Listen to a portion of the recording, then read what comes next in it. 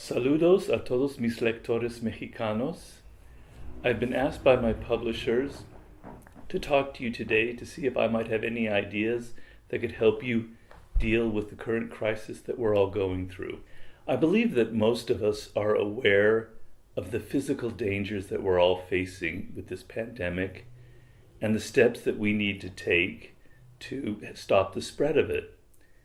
But what we're much less aware of are the long-term psychological dangers that we're all facing.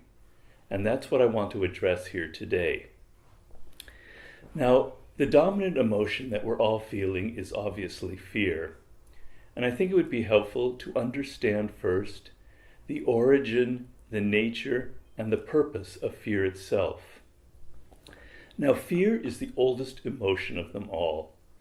And this is what happens when an animal feels fear. It senses some kind of danger in the environment, and immediately powerful chemicals are released in the bloodstream that lead to an increased blood pressure, a quickened heartbeat, and increased levels of alertness and perception, all of which gives the animal extra energy and prepares it for a fight or flight response. When the danger passes, those chemicals pass through the bloodstream and the animal is able to return to its normal functioning. So the purpose of fear is quite simply to help the animal in its struggle to survive. Now, obviously, primates and our earliest ancestors had the fear response. But with the birth of thinking and consciousness, our ancestors added an element to fear and how to respond to it. In the minutes and hours after they felt fear from some danger and those chemicals were still in the bloodstream, they were able to think about what just happened, about this experience, and to imagine other ways of responding. Perhaps they could avoid this particular location where there were predators around. Perhaps they could respond differently than fight or flight, which in the presence of a leopard could prove extremely dangerous. In doing this, they evolved a novel way of using the fear response. And it not only helped them survive, but it also helped them gain power and control over their environment. But what happens to us as thinking, conscious creatures when that fear isn't related to something specific, like a leopard or a lion, but is actually quite vague and amorphous and pervasive? What happens when we don't really know which person around us is actually carrying the coronavirus, or which locations we might catch it? Could it be at the pharmacy or the grocery store? Or we don't really know what will be the long-term consequences for our own jobs and for the economy in general. In this case, the fear response is not actually helping us survive, but is actually harming us. So in the first instance, those chemicals that are released in the blood when we're feeling fear, they just sit in us day after day after day in an attenuated form. And this causes a lot of stress on the body because these are powerful chemicals. And this stress actually lowers our immune system and makes us even more susceptible to catching the disease. But even more dangerous for this thinking, complex social animal that is the human being are the long-term psychological effects and consequences of this. We can't pass days and weeks and months of feeling this generalized anxiety without some consequences. So what happens is that we become unconsciously conditioned to feel fear and helplessness and anxiety in these situations. It becomes a kind of mental habit.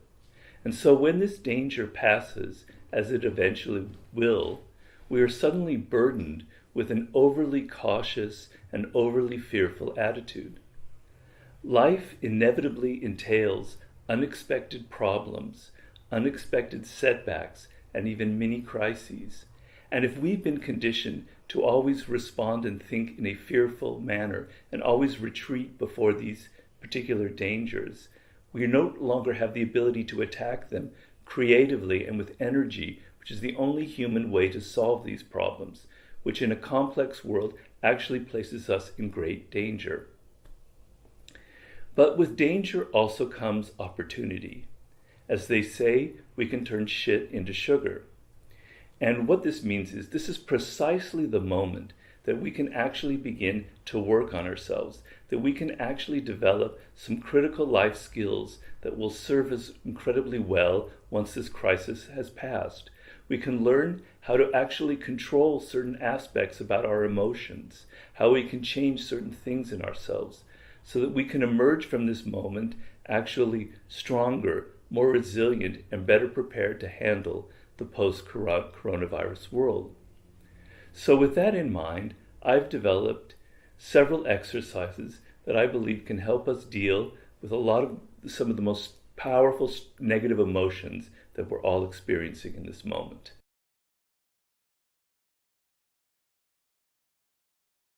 Obviously, the emotion that we're experiencing the most right now is fear, but there are also other negative emotions that we might be experiencing as well, such as boredom and depression and frustration and maybe even a bit of anger. Now, we experience these emotions all the time, not necessarily in this particular moment that we're going through. And normally what happens to us is that we don't have the mental space to actually think about these emotions. We simply react on them. We feel anger and we write an email complaining to that person. We feel boredom and we reach for something to help distract us from it. But imagine what that would be like if you actually had the power to control these negative emotions and not simply give in to them. Well, now is precisely the time to work on this and develop that skill now that you have all of this time alone. So let's begin with fear itself.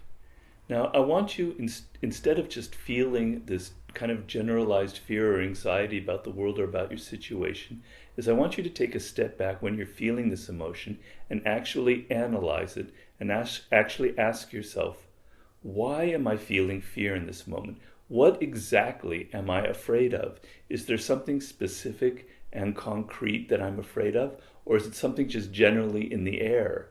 And then I want you to analyze where it came from. Did it come from a feeling from within, something that you faced in your personal life, some encounter perhaps with someone who you think could possibly infect you? Or is it something that you heard on social media and is viral?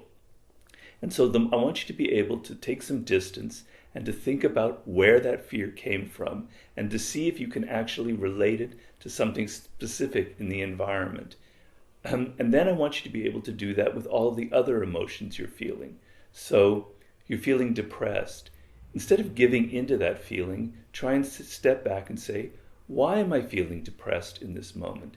Is there some specific thing that triggered it? And the same thing with anger.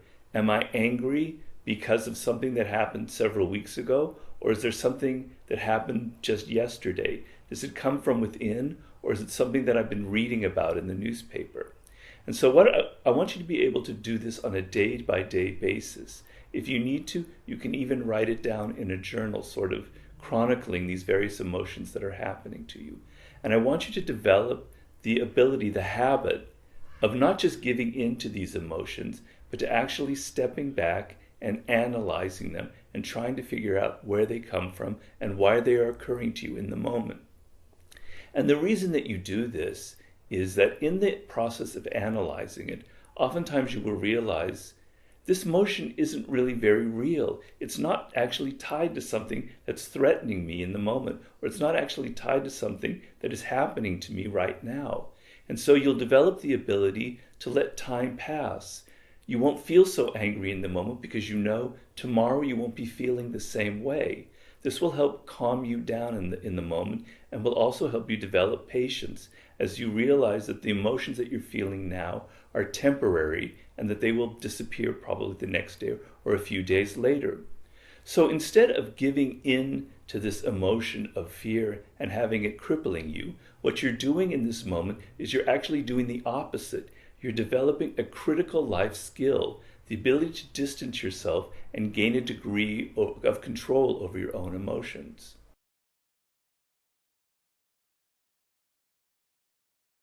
The next negative emotion that we're all experiencing is definitely depression. Now, I can't come up with an exercise that can possibly solve such a complex emotion with so many different sources. But there is something that we can all do that can help blunt some of the effects of it. And the first thing is you must understand that the mind and the body are intimately connected, interconnected. So that when you're physically feeling low energy, this affects the mind. And when the mind is feeling kind of bored and depressed, this affects the body. It's a complete interactive feedback loop.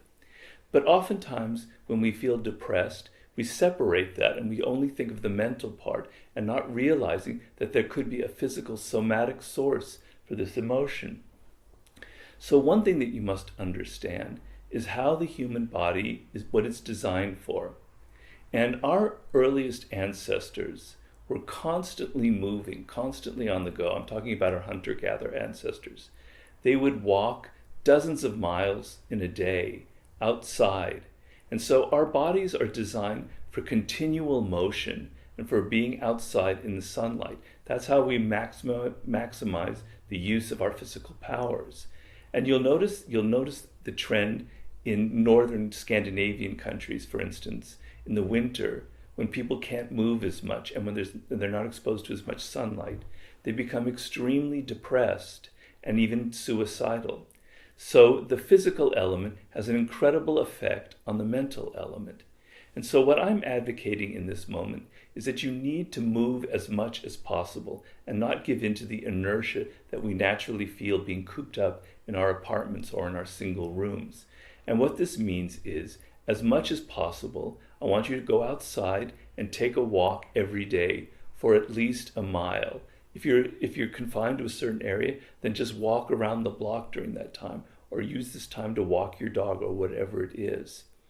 If you cannot leave your apartment, you can always avail yourself of all the incredible online sources for different kinds of exercise routines. But understand that in moving, you will actually help release some of those dangerous chemicals that are trapped in the body, and you will be breathing more deeply. And this physical effect will also help calm down some of these emotions, such as depression, that you're feeling.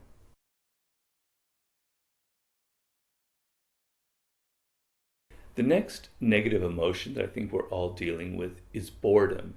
And this is very natural and understandable. We don't have our usual distractions that we can rely upon to help us in those moments when we're feeling a bit restless and there's nothing occupying our minds. Now, but boredom is something that strikes us all of the time. And how we manage this emotion in our day-to-day life actually plays a critical role in our success in life and how we're able to think for ourselves and how we're able to find inner resources for distracting ourselves. So I want you to use this time to find a constructive way of dealing with your boredom. Now, what I want you to do is I want you to think of your mind as a kind of a mental landscape. And so we find, or sort of like an ecological system, and there are two kinds of landscapes in the world. There's one with very little life forms, such as a desert, where there's not much variety of plants or vegetation, and not much variety with animals. And then there's a second kind of ecosystem, which would be like a jungle or a forest area, where there's an intense variety of plants and animals. And what happens in these two different ecological systems is they become self-creating dynamics. The kind of dead environment like a desert ends up becoming more and more uniform, whereas the very ecologically rich environment, more and more diverse forms of life tend to form. And your mind is like that. And you want to be able to develop a mind that is full of all kinds of interesting thoughts and ideas that come from many different sources, that kind of creating this rich, self-enriching environment that is your mind. The problem that we have most often, though, with boredom is that we search for external sources to help distract us. We try and go to movies, we play video games, we go out to parties. And what this means is we become addicted to these external sources of distracting ourselves and entertaining ourselves. And what I want you to do is to develop internal resources for being able to entertain yourself, for being able to feel excited from within instead of having to reach from things from without. That is what will help you develop this rich mental landscape that will serve you so well in the world and make you a much more creative individual. The first thing you have to do is you have to develop the ability to be alone. Now, I know you don't often think about this, but the ability to be alone is actually extremely important life skill, because what that means is you can be alone and you can actually think about yourself, think about your life, think about what you're doing, what you're feeling, and not be bored or restless or irritated or constantly grabbing for other things. And this will help you develop the idea of thinking for yourself. The second thing for creating that rich internal environment, the single most important thing you can do is to read books. And what I mean is I want you to read a wide variety of books. I want you to read books of history and biographies. And I want you to read books on ancient history, ancient Greece, ancient Rome, the Renaissance, things more recently. And what you'll be doing, you're going to be like a mental traveler. Locked in your apartment or your room, you are mentally going to be traveling to all these different times in the past, and you're going to be mentally traveling to all of these different cultures, so you won't feel so trapped.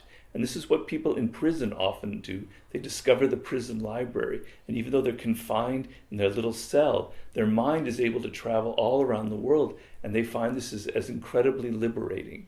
So I want you to read as big a variety of books as you can, feeding that landscape. And what happens is, when you watch a movie or you do a video game, you're not training your mind to think for itself. You're having other people tell you what to think.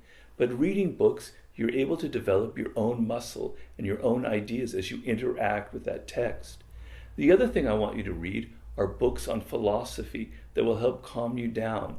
Books written by authors who've dealt with very dangerous, life-threatening situations, like the Stoic philosophers, like the great writer Michel de Montaigne, who actually lived through a dangerous plague in the 16th century and wrote about it.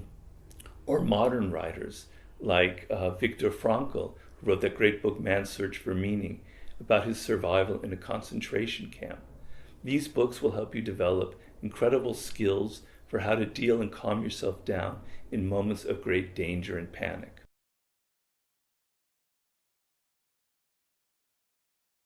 The next negative emotion I want to deal with is the incredible anxieties that we're feeling about the future, specifically about our careers, about our jobs, and our ability to have enough money to support ourselves, all of which can lead to feelings of great panic. And the thing to understand about this is that if you're constantly reacting to this emotion and constantly reacting to this fear, you can never get out of it, and you're constantly creating more problems for yourself.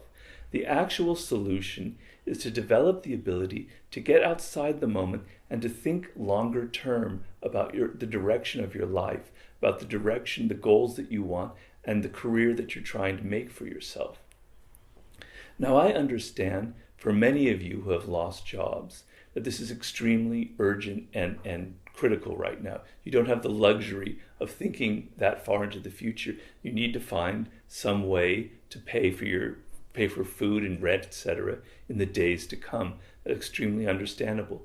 But it's very important that you don't get trapped in this cycle, because often a lot of jobs are being downsized in this world. You can end up reaching for a career or something 4 months from now that won't exist for a year from now because of technology, and you're back to square one, always looking for something immediate to help you survive. And the only way to get out of that is to think a bit longer term and say, is this a sustainable career? Will this be around long enough for me to be able to support myself? And so I want you to think, is there perhaps a better direction for me? I have to take this immediate job to help me support myself. But where do I want to be in 3 years? Where do I want to be in 5 years? Is there something else, another direction I possibly could take? And if you think about it in that way, perhaps you will realize that there's other skills and other forms of knowledge that you need to develop. And you can actually take this time to learn those skills. But as you elevate your mind above the immediate needs of the moment, you'll be able to calm yourself down as you think of other goals and you're occupying your mind with actual solutions to the problems that you're facing with these anxieties. And even if your career is something that's more stable and you're not afraid of losing it after this crisis, you still want to reassess where you're headed, and still you want to think of, is this exactly the career path that I want to be on? Perhaps before this you were entertaining projects that you wanted to realize, books that you wanted to write, great businesses that you wanted to start, but you never had the time to actually see them through. Well, now is the time to go back to them and to actually try and realize some of those projects and put some flesh on the bones there and actually try and think of how you might be able to realize them when this whole thing passes over. Basically, the ability to get yourself out of the moment and think longer term, think of larger goals, think of what you need in the future is one of the great ways for calming you down and for not being so reactive and fearful and anxious in the moment and getting out of some of these negative cycles that we fall into when we give into these feelings of panic.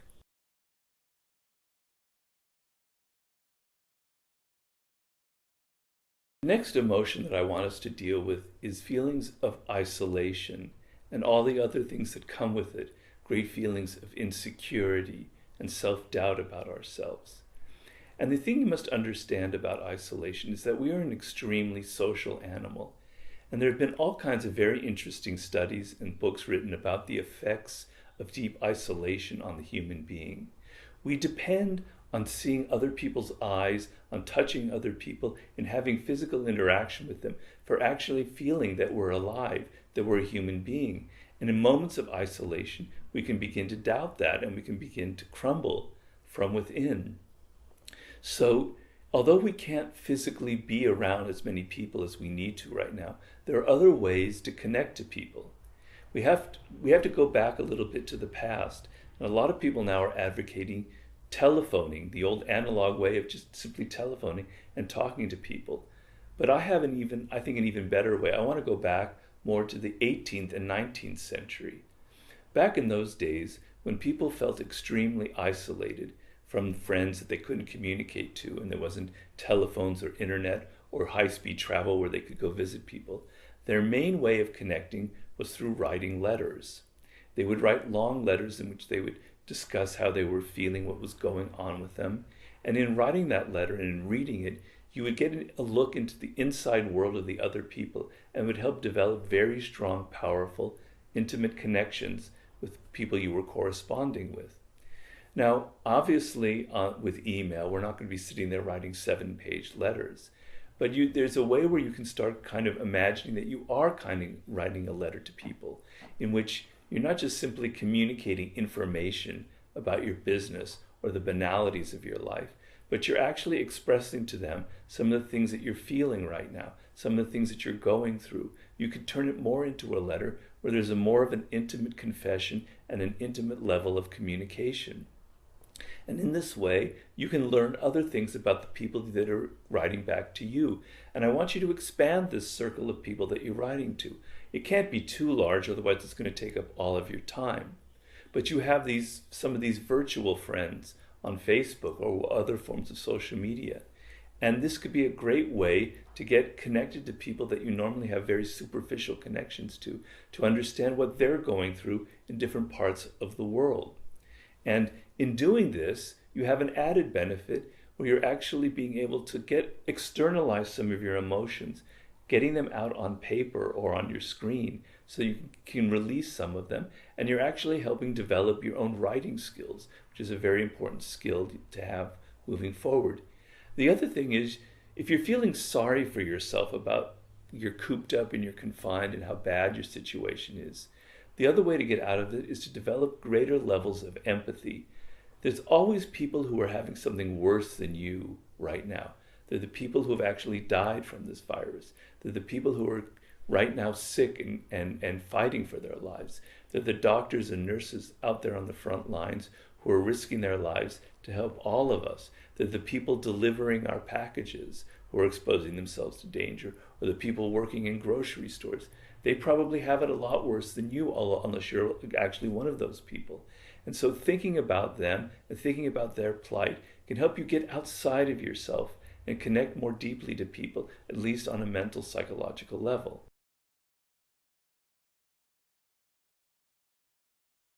The next negative emotion that I want to deal with is our fear of death itself, of our mortality. Our fear of death is actually the source of all of our other fears and anxieties in life. And one thing you need to understand about our relationship to death is the actual physical component of that. In the past, people who lived in cities or villages, and I'm talking about hundreds of years ago, were constantly seeing death in front of them. They were seeing their parents or their relatives die in their house. They were seeing animals being killed for their food. Death had a physical, visceral presence in their life. And what happens in the modern world is that death has become something so distant and abstract from us. We don't see people in hospitals die. We never see the animals that we're eating being killed. And so death becomes something very distant from ourselves. But the irony of the situation now is that death is actually becoming something much more physical. We feel it all around us, as people did in the past during moments of a plague. And so this is the time for actually not repressing this fear of death, this thought of it, which is what we normally do, but actually turning it around and confronting it in this moment when its presence is so much more real. And you might think, that's kind of gloomy and morbid, Robert. Why do I want to give into that? But it's actually quite the opposite. By thinking about your mortality and about your inevitable death, you're actually able to increase your appreciation of life itself. You're actually able to deepen that connection that you feel to life, whereas that fear that you're constantly going through is actually hindering your ability to enjoy the life that you're leading. It's making you fearful in so many other ways. So if you think about your mortality in physical terms, you think, well, maybe tomorrow I might contract this illness and I only have 2 weeks to live, or maybe I only have a year to live, or I only have 10 years to live. It'll give you a sense of urgency. You have to take advantage of these moments. You have to realize those projects that you wanted to realize. You don't want to waste time. You want to make the most of each moment. It will also, confronting your mortality, will also make you deeply, deeply appreciative of what you have right now, of the life that you live, that you're actually alive, that you're actually able to see the world around you, hear the birds chirping. It's springtime right now around the world for most of us, and things are actually coming to life around us. But being aware of how things are ephemeral and how nothing really lasts actually will deepen and appreciate your connection to life itself. And this is precisely the moment to overcome this greatest fear that we all have.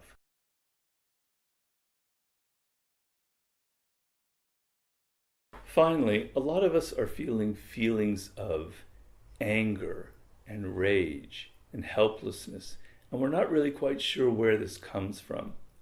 Now, I'm not saying I know that it's coming only from this one source, but part of it, I think, comes from the political situation right now, where we're feeling that our political leaders are actually betraying us, that they're actually not solving this problem, that they have let us down, that we're disappointed in them, that they're stupid and incompetent. And in feeling that, we feel a bit of anger and helplessness that we can't control this situation. And so I want to give you a simple gauge for determining whether the leaders in your country are actually helping you or are actually making the situation worse, a way to judge them. A positive leader, the ideal leader in the situation, is thinking of long-term solutions, what we can actually physically do right now in the present and in the months to come for solving this problem and helping the weakest, most vulnerable people in our country. This leader is thinking in the long term and is working with other people to kind of solve the problem. The other type of leader is actually taking advantage of this moment to advance his or her political agenda. He or she is using this moment to pander and play on people's fear and emotions to actually increase their own power and increase their own advantages. They're actually looking for scapegoats and blaming other people and never taking responsibility for what's going on. Those are the kind of leaders that we must feel deeply, deeply angry about. Now, normally, we are constantly dealing with feelings of disappointment in our leadership. And that kind of anger is sort of passive. But this is a moment to turn this anger into something much more active. These leaders literally have blood on their hands. Their actions have literally led to the deaths of many, many of their citizens.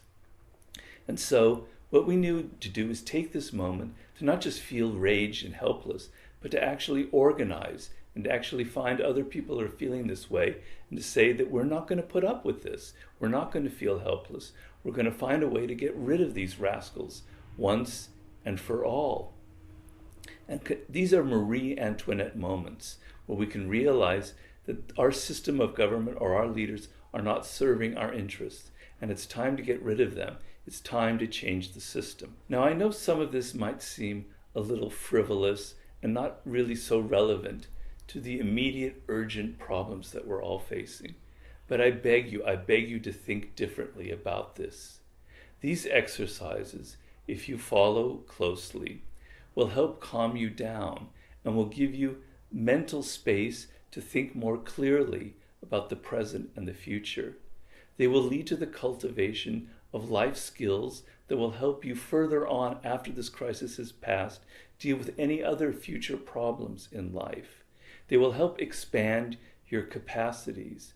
And this is now the moment, precisely the moment, to work on and develop them. So please don't waste this precious, precious opportunity. Thank you so much for listening, and please be safe.